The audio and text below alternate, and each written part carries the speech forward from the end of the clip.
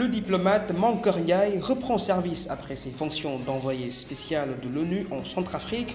Il est officiellement nommé ministre conseiller auprès du président Macky Sall. L'affaire de la tentative d'assassinat sur le leader du PASTEF refait surface. Ousmane Sonko annonce sur sa page Facebook de divulguer les preuves qui concourent à cette thèse. Le journaliste Babacar Touré est déféré au parquet. Près de 6 chefs d'accusation est retenu contre lui. Son avocat maître Ciré Clédorly parle d'une affaire politique sur ce dossier qu'il impute à l'État. Ziguinchor, dans l'entretien de son cadre de vie, une enveloppe de près de 2 milliards de francs CFA est débloquée par le maire Ousmane Sonko pour l'aménagement intégral des espaces publics. C'était les grands titres de cette édition. Le développement, c'est dans un instant. Mesdames et messieurs, bonsoir et bienvenue. L'état de droit et la République doivent être la priorité de tous, ambitionne le président Macky Sall, les rappelant au Conseil des ministres l'effort dans le concours et confié aux forces vives de la nation sans distinction. Il est question, selon le gardien de la Constitution, de garantir les termes légitimes pour la pacification du pays, le dialogue et la concertation. Il a affirmé aussi toute sa disponibilité et son engagement à les consolider sur les thématiques possibles, dont le respect du droit qui régit le fonctionnement du Sénégal, pays souverain. Le discours de l'ouverture pour un dialogue par le chef de l'État était le même lors de son adresse aux Sénégalais à la veille de la célébration de la 63e anniversaire de l'indépendance du Sénégal. La deuxième fois était lors de la célébration de la fête de l'Aïd el-Fitr après la prière à la grande mosquée de Dakar. Sur les dispositions de nomination par décret présidentiel publié hier dans le communiqué du Conseil des ministres, on nous informe que le diplomate Mankeur Ndiaye a été nommé ministre conseiller auprès du président de la République. Cet originaire de Dagana fait son retour à la présidence car il avait occupé le poste de ministre des Affaires étrangères et des Sénégalais de l'extérieur au début du magistère du président Macky Sall à la tête du pays de 2012 à 2017, dernière année d'appel à d'autres fonctions. Après avoir dirigé l'initiative pour la transformation dans les industries extractives, il devient le représentant spécial du secrétariat général de l'ONU en Centrafrique. Je l'évoquais dans les grands titres, la tentative d'assassinat est remise à jour. Ousmane Sonko ne faillit toujours pas dans sa logique à se victimiser. Cette fois-ci, ce sont des affirmations qu'il a fait à travers sa page Facebook sur les éléments probants attestant le produit toxique que les agents de la brigade d'intervention polyvalent lui auraient aspergé. Ibrahim Monsali nous en dit plus. La tentative d'assassinat sur sa personne, le leader du parti PASTEF Ousmane Sonko maintient toujours les accusations. Hier, dans un message sur les réseaux sociaux, le maire de Ziguinchor a fait savoir qu'il dispose désormais des résultats d'analyse demandés auprès d'un laboratoire à l'étranger. Les faits remontent le 16 mars dernier lors du procès en diffamation entre Ousmane Sonko et Mamba Niang. Le leader du PASTEF affirme avoir subi des agressions de la part des forces de l'ordre et qu'un liquide lui aurait été aspergé. Son arrestation musclée qui termine au procès a entraîné une comparution avec son principal plaignante, interrompue pour des raisons sanitaires critiques, a entraîné une comparution avec son principal plaignante, interrompue par des raisons sanitaires critiques. Tard dans la soirée, Ousmane Sonko était hospitalisé d'urgence à Souma Assistance pendant des jours pour des besoins de santé. En réalité, selon lui, il n'a jamais été consulté par les médecins de cette structure de santé du docteur Babacar Niang. En effet, hier sur sa page Facebook, président du parti PASTEF a brandi les résultats des examens effectués sur ses habits. Il confirme la tentative d'assassinat sur sa personne d'après les résultats d'analyse qui lui sont parvenus dans le laboratoire à l'étranger. Toutefois, Ousmane Sonko compte saisir les juridictions internationales et dans les jours à venir, il tiendra une conférence de presse pour donner plus de détails sur cette affaire. Je l'évoquais en début d'édition, son déferment au parquet est inacceptable et injustifié en droit, dénonce maître Ciré Clédorly, l'avocat du journaliste Babacar Touré. Il était soumis à une audition par les agents de la division des investigations criminelles. Une audition de 4 tours d'horloge ne devait avoir aucune entrave ni préjudice sur le mis en cause. L'avocat révèle que des preuves irréfutables ont été présentées par le journaliste aux enquêteurs qui sont issus des sources d'investigation. En plus, des sources policières ont été établies. La véracité des investigations de Babacar Touré peuvent être même juridiquement confortées par les procès-verbaux que le parquet ou le greffe Face aux enquêteurs, le journaliste connaîtra les 7 chefs d'accusation portés à son encontre par le nommé Frédéric Napal qui l'avait porté plainte, à savoir outrage, injure publique, dénonciation calomnieuse, diffamation faux, usage de faux, diffusion de fausses nouvelles. À la sortie de l'audition d'hier, Maître Ciré Clédor Ly a déversé sa courroux sur une décision de justice arbitraire sur son client, le journaliste Babacar Touré. Ce n'est qu'une mainmise du gouvernement en place de museler la presse, se révolte-t-il sans ambiguïté face à la presse. Une forme d'oppression du pouvoir à l'ère actuelle, nous dit-il. Nous l'écoutons au micro de nos confrères de Kewlo TV. di yàqu ba nga xam ne que daanaka nit ku ne sa kaso dañ koo tijj bu max la ci rek moo des ba ma koy wax léegi mu mot at nee woon naa ne que képp koo xam ne que yaa ngi ci langue politique bi da ngay wax dëgg di sàmm sa digganteeg sa borom di wax loo xam ne que loolu moo soxal askan wi loolu mooy intérêt askan wi dinañ dem jamono boo xam ne caabi dina la féete gannaaw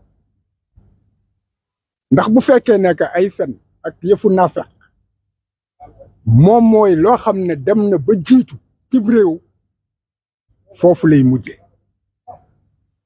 ma ne bu fekkee ne que pare nañ ci ñooñu ñi nga xam ne ñoom la ñuy wax ay activistes nga xam ne dañuy jottali pour que nit ñi yeewu nit ñi mën a xam li xew ci ñooñu la ñuy jublu ne leen ràpp ci kaso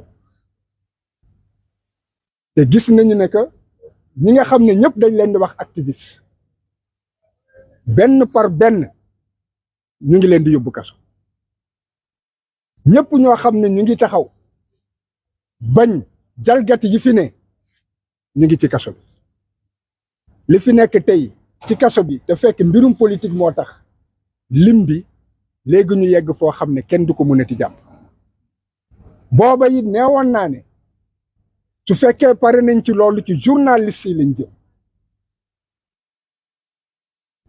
gis ngeen la ma waxoon dikk na te des na de yéen ñii di tàllal micro ñeneen nit dinañ leen jàpp te du yàgg lii lépp pour ngalab gémmiñ ñi la li ma ci gën a bett nag ndax ba ma tuddee journaliste yi dama ne avocat yi ñoo ciy tegu man tey ji jàpp naa ne que dem kaso dama ko pare ndax ba ma ko waxee mot na at ne que avocat yi it dinañ ci topp li ma ci bett moom moo di docteur yi nga xam ne que corps médical biñ ci bool loolu waxuma ko woon wante tey dikk na kon pour wax ne que Babacar bu ñëwee ñu téye ko man loolu ci wàllu xam-xam rek ak li nga xam ne que moom moo doxal justice. Allons dans le sud du pays où un vaste programme d'aménagement des espaces publics est lancé par la mairie de Ziguinchor. La favorisation d'un meilleur cadre de vie pour la population concernera tous les quartiers. L'enveloppe dégagée est près de 2 milliards de francs CFA. Le maire appelle à l'entretien de ses biens communs. Voici l'extrait d'Ousmane Sonko. Ses propos sont recueillis par notre correspondant à Ziguinchor, Mame Ndiaye. Parce qu'à côté de ce projet, il y a un autre, parce que dans les cités, ça c'est les projets qu'on veut faire tout de suite, il y a un lot de projets. Et si vous comprenez que ça va être étendu à tous les quartiers. Partout où il y a des espaces, on va aménager. Mais là, il faut que les populations se sentent concernées, particulièrement les jeunes. Mais du côté arrosage, éviter que les animaux entrent, entretenir les espaces de jeu. La mairie va accompagner, mais c'est les populations elles-mêmes, dans un premier temps, qui doivent en faire leur affaire. On a une enveloppe à peu près de 2,5 milliards pour le pavage de cette année. Le reste, on fera tout pour que toutes les routes soient praticables. Et c'est pourquoi, en principe, semaine où nous allons démarrer, nous allons commencer toutes les grandes artères à l'intérieur des quartiers avant l'hivernage à faire le grattage et le nivellement. Il faut que nous liguions pour aménager ces grandes artères, defar ko ni mu war a mel pour que, en tout cas, Ziguinchor soit très vivable. Parlons à présent de toute autre chose. La mesure dérogatoire décidée par le gouvernement français en janvier est devenue finalement une réalité. C'était aussi leur vœu les plus chers, les 9 tirailleurs sénégalais qui vont rentrer définitivement au bercail. Ça sera un repos mérité pour ces vétérans, parmi eux dans la délégation dont l'âge varie entre 80 et 90 ans, Ousmane Sagna, Omar Diémé, Yorodia et Gorgui Mbodj. Ces tirailleurs ont combattu sous le drapeau tricolore contre l'administration française dans les guerres d'Indochine et d'Algérie. Leur passage en France dans leur résidence à Bondy au nord de Paris devait se faire au moins 6 mois par an. C'était la condition pour le droit de pension avec une permanente allocution minimum de 950 € par mois. Les vétérans à leur atterrissage prévu demain, vendredi 28 avril, à l'aéroport Blaise Diagne de Diass, seront accueillis par le ministre des Forces armées, Maître Sidiki Kaba, en compagnie des hautes autorités militaires. Intéressons-nous à la page sport. Dans 2 jours débutera la Coupe d'Afrique des Nations des moins de 17 ans. Logé dans le pool C, le Sénégal fera son entrée dans la compétition le 30 avril prochain avec comme adversaire le Congo. Mais débutons le round-up de l'actualité sportive avec la 16e journée de la Coupe du Sénégal qui voit la qualification ce mardi d'Amitié FC, le Jeanne d'Arc et Guédiawaye.